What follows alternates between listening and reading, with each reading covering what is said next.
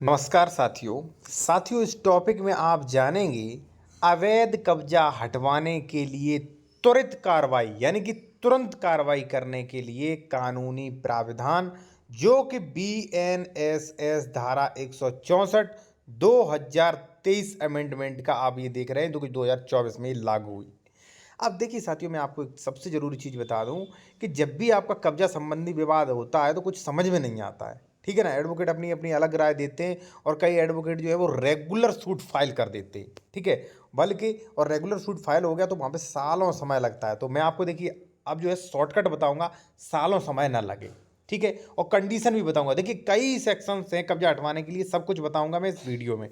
ठीक है, उससे पहले साथियों एक चीज़ मैं आपको और बता दूं, यहाँ पे आप देख सकते हैं अचल संपत्ति के बारे में विवाद स्पष्ट मेंशन है और एसडीएम को पावर भी दी गई है। कई वकीलों ने हो सकता है आप देख के आए हो, लेकिन इसमें आप 100% सही समझेंगे।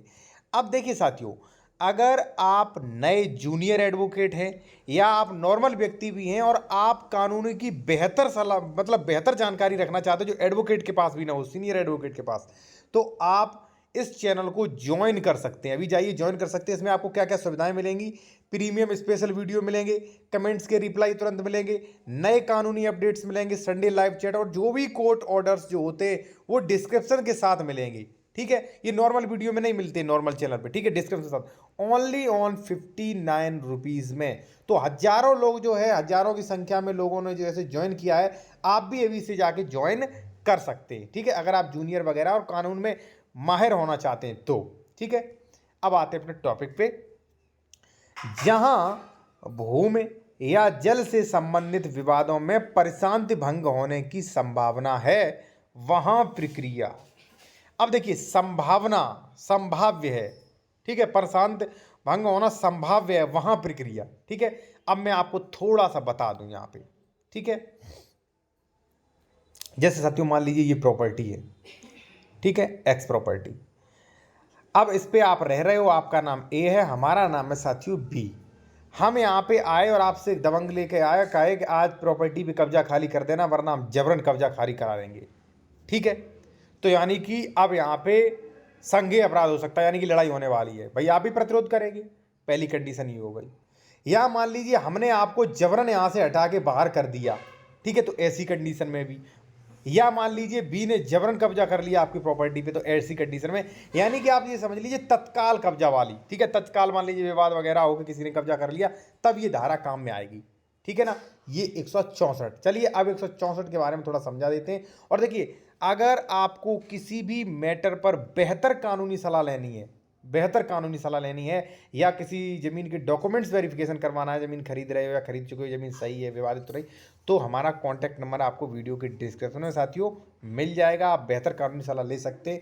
ठीक है, अगर मान लीजिए आपका कोई मैटर चल रहा है, कोई कब्जा विवाद है, तो धारा 164 क्या कहती है कि जहां भूमि जल से संबंधित विवादों से प्रशांत भंग होने की संभावना है वहां की प्रक्रिया। क्या प्रक्रिया है? सब कुछ एसडीएम को पावर है। ठीक है, अब देखिए ज़्यादा पुराना कब्जा है तो इसमें मत जाइए, तो इसमें हटेगा ही नहीं। ज़्यादा पुराना कब्जा है उसके लिए अलग सेक्शन है। उसके लिए मैं सेक्शन अगर बताऊं, ज़्यादा पुराना कब्जा है आपका तो उसके लिए साथियों सेक्शन रहेंगे। जैसे मान लीजिए आपका कृषि भूमि पे कब्जा है, तो धारा 134 बेदखली के लिए बात। ठीक है, धारा नियम 100 नंबर 125 है शायद, वो है कि जिसने कब्जा किया है उस पर आप जुर्माना भी ले सकते हैं। ठीक है, और साथियों धारा 6 है, धारा 5 है स्पेसिफिक रिलीफ एक्ट की।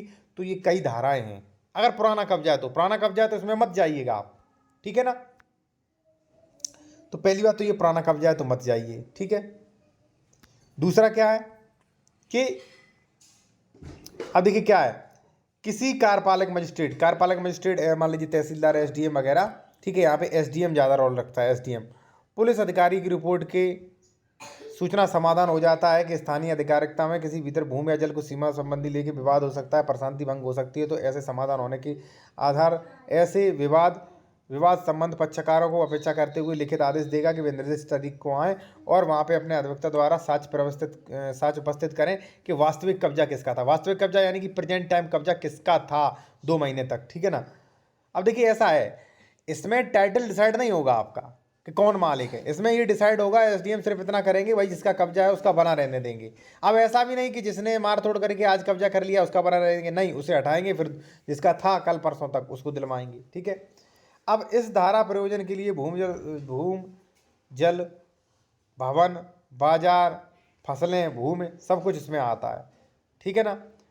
और देखिए इसके द्वारा है आप बेहतर तरीके से कब्जा अपना हटवा सकते हो अगर त्वरित है तो। और कुछ भी चीज़ और कुछ भी मान लीजिए जो है कुछ और भी एक्शन ले सकते हो, वो भी मैं आपको बता दूं, ठीक है। देखिए अगर मान लीजिए आप लीगल एडवाइस लेना चाहते हैं तो कॉन्टैक्ट नंबर वीडियो के डिस्क्रिप्शन में मिल जाएगा। ये बार बार इसलिए कह रहा हूँ, लोग कमेंट्स में पूछते हैं, ठीक है। और देखिए नए अधिवक्ता हैं तो आप मेंबरशिप ले लीजिए, अभी आके ज्वाइन कर लीजिए, बहुत आपको बेनिफिट्स होने वाले हैं काफ़ी। अब देखिए साथियों क्या है, अगर मान लीजिए प्रॉपर्टी है जबरन कोई कब्जा करता है तो आपके लिए पुलिस है, ठीक है ना, पुलिस और एसडीएम, ठीक है। अगर मान लीजिए आपका विवाद है, ठीक है, मान लीजिए पड़ोसी गाठेदार विवाद की है ये पड़ोसी वाला, तो वहाँ पे सीमांकन करवा लीजिए धारा 24 में, ठीक है। या मान लीजिए प्रशासनिक तौर पे लेटर दे के जो है समाधान दिवस में आप अपना नाप तोल करवा दीजिए, उससे भी कब्जा हट जाएगा।